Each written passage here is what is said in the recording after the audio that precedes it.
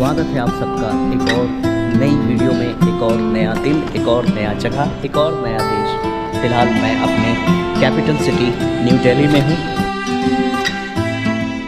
आज की इस वीडियो में हम आपको क्लियरली बताएंगे कि रूस का टूरिस्ट वीज़ा कैसे ऑनलाइन किया जाता है, कैसे मिलता है, कितने पैसे खर्च होते हैं, कितना समय लगता है, किन किन कागजातों की ज़रूरत होती है। इसके अलावा इंडिया से जब आप कभी रूस जाएंगे तो आपको और किन किन चीज़ों की ज़रूरत होगी, इस पर भी आज हम बताएंगे, जिनमें कुछ इस प्रकार से हमारे पास लिस्ट है बनी हुई। फ़्लाइट कहाँ से कैसे बुक करें, कब करें, ये भी बताएंगे। प्रूफ ऑफ फंड, कितना पैसा होना चाहिए हमें रूस में रहने के लिए, खाने के लिए। इमिग्रेशन की बात होगी कि इमिग्रेशन आपका कैसे क्लियर करना होगा, यानी कि इंडिया में इंडियन इमिग्रेशन क्या पूछेगा। रशिया जब पहुंचेंगे तो वहां पे इमिग्रेशन कैसे होगा।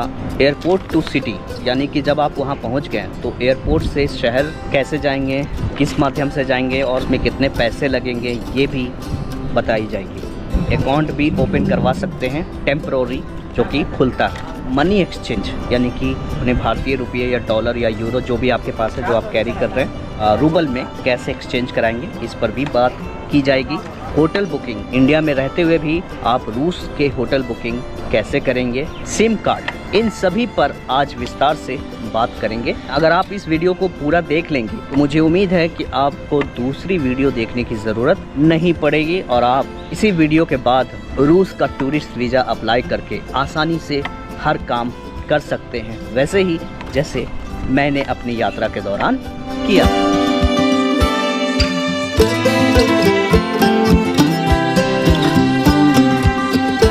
आप सब जानते हैं कि रूस दुनिया का सबसे बड़ा देश है। देश का कुल क्षेत्रफल 17 मिलियन स्क्वायर किलोमीटर है। अगर एक तरफ सुबह होती है तो वहीं दूसरी तरफ उसी देश में शाम या रात हो रही होती है।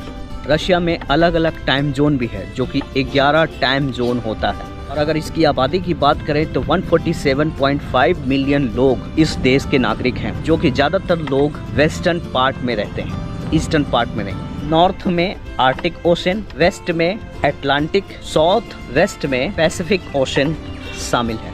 रूस दुनिया का सबसे ज्यादा बॉर्डर शेयर करने वाला देश है। 57,992 किलोमीटर इन 14 देशों के साथ अपना बॉर्डर साझा करता है। आपके स्क्रीन पर ये सारे देश का नाम लिख के आ रहा है। रशिया में जो टेम्परेचर होता है ठंड के मौसम में -50 डिग्री सेल्सियस को क्रॉस कर जाती है। अगर गर्मियों की बात करें तो गर्मी में भी ये 40 डिग्री सेल्सियस चला जाता है। मैंने खुद रियलाइज़ किया मॉस्को और सेंट पीटर्सबर्ग में, मैं गर्मी में ही गया था। रशिया को 5 जोन में बांटा गया है।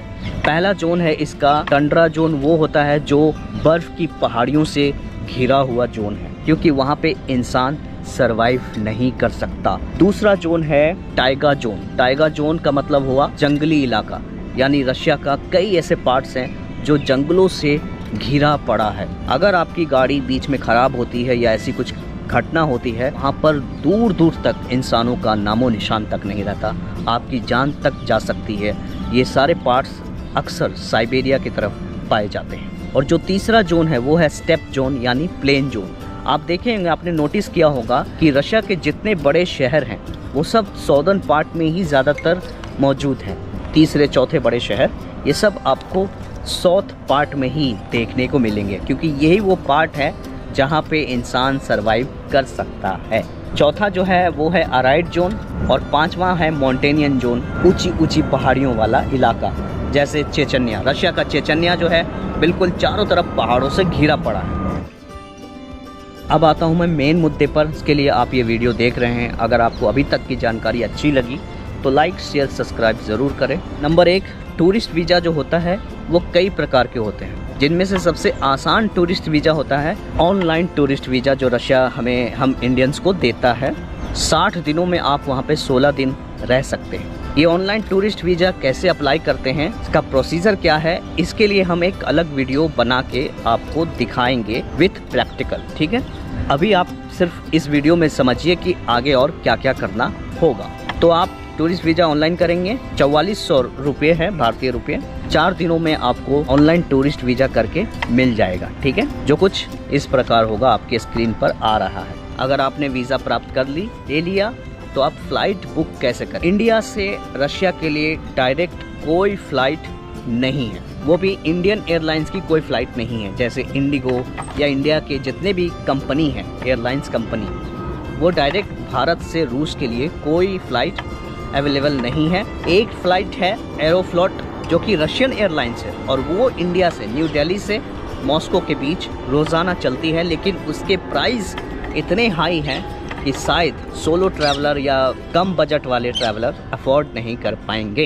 यानी कि इंडिया में जितने भी फ़्लाइट बुकिंग करने वाले एप्लीकेशन हैं, आप इस पर ट्राई करना। अगर वो होता है तो ठीक है, नहीं होता है तो अगर आप दिल्ली में रहते हैं, बड़े शहरों में रहते हैं, तो हर बड़े शहर में एरोफ्लोट का एक ब्रांच होता है। वहाँ जाके आप ऑनलाइन वो कुछ पैसे देंगे, अपना पासपोर्ट डिटेल्स देंगे, वीज़ा देंगे, वो आपकी फ़्लाइट को बुक करके आपके हवाले कर देगा, आपको ईमेल पर भेज देगा। जैसे आप चाहते हैं कि हम रशिया के अलावा 3-4 देश और भी जाएं जो सेंट्रल एशिया में है, उज़्बेकिस्तान, कजाकिस्तान, तो आप एक काम करना, दिल्ली से अलमाटी, दिल्ली से ताशकंद उज़्बेकिस्तान और दिल्ली से बाकू अजरबैजान, दिल्ली से जॉर्जिया, इन सभी के लिए डायरेक्ट इंडिगो की फ़्लाइट है और इंडिगो हर जगह अवेलेबल है। इंडिगो है ही इंडिया का, तो यहाँ पे कस्टमर केयर से भी बात कर सकते हैं, इनसे जानकारी ले सकते हैं। जिन भी देशों में आप जाएंगे, अभी मैंने जिसका नाम लिया, बहुत सारे फ्लाइट मिल जाएंगे इन सभी देशों से। अलमाटी उतरते हैं, कजाकिस्तान उतरते हैं, तो आपको अस्ताना से, जो कजाकिस्तान की राजधानी है, वहाँ से सीधी ट्रेन भी चलती है। समारा, मॉस्को के लिए डायरेक्ट ट्रेन चलती है, लेकिन ट्रेन पर ही आपका इमिग्रेशन होगा और पूछताछ थोड़ी ज़्यादा होगी एज़ कम्पेयर टू एयरपोर्ट। अगर आप बाई फ्लाई जाते हैं तो उससे ज़्यादा पूछताछ आपको होगा ट्रेन से जाने में। घबराने की ज़रूरत ही नहीं है अगर आप जेन्युइन हैं तो। नंबर 4, प्रूफ ऑफ फंड की बात करते हैं। प्रूफ ऑफ फंड में आपसे इमिग्रेशन ऑफिसर्स ज़्यादा पैसे की डिमांड नहीं करता। जैसे शेंगेन या अमेरिकन वीज़ा के लिए बहुत सारी रिक्वायरमेंट होती है पैसों की। रशिया के मामले में ऐसा नहीं है। रशिया के मामलों में 16 दिन वहाँ पे अपना दिन खर्चा निकाल सकते हैं, जैसे रहना खाना। अगर 1 लाख भी है या 50,000 भी है तो बहुत है। फ्लाइट वीज़ा को छोड़ के बता रहा हूँ, अगर आप डेबिट कार्ड, क्रेडिट कार्ड का यूज़ करते हैं तो वो रशिया में नहीं चलेंगे, नहीं चलेंगे, नहीं चलेंगे। रशिया में सिर्फ रूबल का इस्तेमाल कर सकते हैं, वो भी कैश के रूप में। ठीक है, जब आप रशिया पहुँच जाएंगे तो आप एक बैंक अकाउंट खुलवा सकते हैं। जितना दिन भी रहेंगे उतने दिन के हिसाब से एक बैंक अकाउंट खुलता है वहाँ पे। बैंक का नाम कुछ इस तरह है जो आपके स्क्रीन पर लिख के आ रहा है। यहाँ जाइएगा, अपना पासपोर्ट दीजिएगा, फ़ोटो दीजिएगा और आधे घंटे वेट कीजिएगा, आपका बैंक अकाउंट खुल जाएगा। डेबिट कार्ड तरह आपको एक कार्ड दिया जाएगा, आप उसी कार्ड से रूस के अंदर, रशिया के अंदर किसी भी सामान का ख़रीदारी कर सकते हैं आसानी से। ठीक वैसा ही जैसे इंडिया में हर कोई UPI, फ़ोन पे, गूगल पे, पेटीएम वगैरह यूज़ करता है, तो ये चीज़ें इंडिया में ही चलती है। बाकी देशों में आज भी कैश चलता है या फिर कार्ड के माध्यम से ही सारा पेमेंट होता है। जितना कैश रहेगा, इमिग्रेशन ऑफिसर्स आप पर उतना ज़्यादा यकीन और भरोसा करेगा। जो इंडिया के जो इमिग्रेशन होते हैं वो तो पूछेगा क्यों जा रहे हो, तो आप उनको बताना मैं घूमने जा रहा हूँ, ऐसा वैसा। ठीक है, यहाँ के इमिग्रेशन पता ना क्यों ऐसा पूछते हैं, ऐसा तो पूछना नहीं चाहिए, लेकिन यहाँ का मामला ही अलग है। मैं तो बिल्कुल यहाँ वाले इमिग्रेशन से ज़्यादा परेशान रहता हूँ। ट्रैवल आइटनरी पूछेंगे कि आप रशिया में कहाँ कहाँ जाएंगे, वो पूछेंगे वहाँ के इमिग्रेशन। उसके बाद पूछेंगे कि आपके पास रशिया से बाहर निकलने के लिए रिटर्न फ़्लाइट टिकट है। रिटर्न फ़्लाइट टिकट या ऑनवर्ड्स टिकट, यानी कि आपको रशिया से डायरेक्ट भारत नहीं आना है, दूसरे तीसरे देश में जाना है, तो वहाँ की फ़्लाइट टिकट या वहाँ का ट्रेन टिकट या वहाँ का बस टिकट या फिर सीधा भारत का फ़्लाइट टिकट चाहिए ही चाहिए, ये ज़रूरी है। इसके बाद होटल बुकिंग पूछेंगे कि होटल बुकिंग है जहां आप रशिया में ठहरेंगे, जितना दिन भी ठहरेंगे उतने दिनों का होटल बुकिंग ज़रूर करा ले। पहले कराने में पैसे नहीं लगते, बिल्कुल फ्री में हो जाता है booking.com से। क्रेडिट डेबिट कार्ड वहां पे एक्सेप्टेबल है ही नहीं, तो उसको ले जाने ना ले जाना बहुत हास्य लेके जाएँ, क्योंकि रशिया के बाद अगर आप कोई तीसरी देश जाएँगे तो वहाँ उसकी ज़रूरत ज़रूर पड़ेगी। अब आप एयरपोर्ट पहुँच गए, इमिग्रेशन क्लियर हो गया, सब कुछ क्लियर हो गया। अब आप एयरपोर्ट से सिटी सेंटर यानी जहाँ पे आपका होटल है वहाँ तक कैसे जाएं? टैक्सी से, बस से, टेम्पू से कैसे जाएं? तो टेम्पू वेम्पू तो वहाँ पे चलता नहीं इंडिया की तरह। वहाँ पे चलता है क्या, यांडेक्स टैक्सी चलता है, जो कि काफ़ी महंगा होता है। अगर आप उसका यूज़ करेंगे तो आप परेशान हो जाएंगे। तो सबसे अच्छा माध्यम होता है 600 रुपये में, रूबल और रुपया दोनों एक ही है। एयरपोर्ट एक्सप्रेस नाम की लाल कलर वाली एक मेट्रो लाइन है, उसका इस्तेमाल करके आप सिटी सेंटर तक जा सकते हैं। ठीक है, थोड़ा महंगा है लेकिन यही एक अच्छा ऑप्शन। मेट्रो है, डबल डेकर वाली मेट्रो होती है। अगर आप लंबे समय तक रशिया में रहना चाहते हैं, उसके लिए क्या है, वहाँ पे एक पास बनता है, मेट्रो पास। रशिया में जितने भी ट्रांसपोर्टेशन सिस्टम है चल रहे हैं, उन सभी में आपको रियायत मिलेगी, छूट मिलेगी। मॉस्को में कहीं पर भी हैं तो एक स्टेशन है बेलारूस्काया मेट्रो स्टेशन। यह एक मेट्रो स्टेशन है। इसके बाहर जैसे निकलेंगे आपको एयरपोर्ट के लिए बसें मिल जाएंगी। 350 रूबल लेगा। इधर से भी 350 में जा सकते हैं, उधर से भी 350 में जा सकते हैं। अब मैं बात करता हूँ सिम कार्ड की। तो सिम कार्ड आप कैसे लेंगे, चलिए बताता हूँ। एयरपोर्ट से सिम कार्ड आप बिल्कुल ना लेना, जैसे मैंने लिया था तो मैं तो लिया और फंस गया। सिम कार्ड 3 तरह के वहाँ पे सबसे अच्छे सिम कार्ड होते हैं यार, ये जिनका नेटवर्क हमेशा अच्छा रहता है, मेगाफोन, बी लाइन और टेले2। जो मैंने लिया था sim card Saint Petersburg airport से, वो टेले2 का लिया था 750 रुपये में, 50 GB मिला था। अगर मैं इंडिया से कंपैरिजन करूँ ना तो इंडिया में स्पीड ज़्यादा है as compare to Russian sim card से मुकाबले। रशिया में क्योंकि सैंक्शन लगा हुआ तो काफ़ी चीज़ें बंद हैं, हर्सन करना पड़ता है। जल्दी आएगा नहीं, जल्दी अपडेट नहीं होगा, इंस्टाग्राम नहीं चलेगा, यूट्यूब चलेगा रुक रुक के, अटक के, इस तरह से चलता है। शहरी क्षेत्र में है तो मेगाफोन, अगर आप ग्रामीण क्षेत्र में हैं, साइबेरिया की तरफ जा रहे हैं तो Beeline is the best company है सिम कार्ड के मामले में।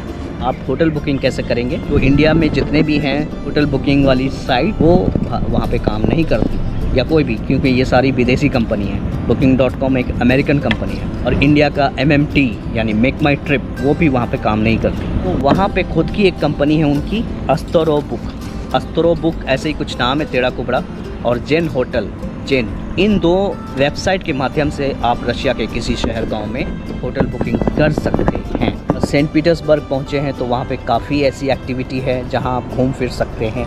स्टेट हेरिटेज म्यूज़ियम है, विंटर पैलेस है, Saviour on the Split World Cathedral Church, Peter hot museum जिसकी एंट्री फीस 1847 रुपया है, एलिस स्क्वायर, ग्रांट मार्केट जो कि वहाँ पे बहुत सारी सोवेनियर्स वगैरह मिलेंगे, Peter and Paul, Kazan cathedral church, ये सारी चीज़ आप सेंट पीटर्सबर्ग में विजिट कर सकते हैं। एंड देन मॉस्को की अगर बात करें, क्रेमलिन है, रेड स्क्वायर है, सेंट पैसल कैथेड्रल चर्च है, अल्सोई थिएटर है, ग्रोस्निकी सेंट्रल है, पार्को कल्चर रशियन एग्जीबिशन सेंटर है, एंड वगैरह वगैरह बहुत कुछ है। आप विज़िट कर सकते हैं और बहुत कुछ देख सकते हैं। 16 दिनों में आप जितनी आपकी टांगें लंबी चलेंगी, आप उतने जगहों का दौरा कर सकते हैं, विज़िट कर सकते हैं। तो ये सारी डिटेल्स हमने आप तक साझा किया। आपको ये वीडियो कैसी लगी, अच्छी लगी तो अच्छा लिखना, लाइक कर देना, सब्सक्राइब कर देना, शेयर कर देना अपने दोस्तों यारों के साथ जो लोग घूमने फिरने के शौकीन होते हैं, विदेशों में आना जाना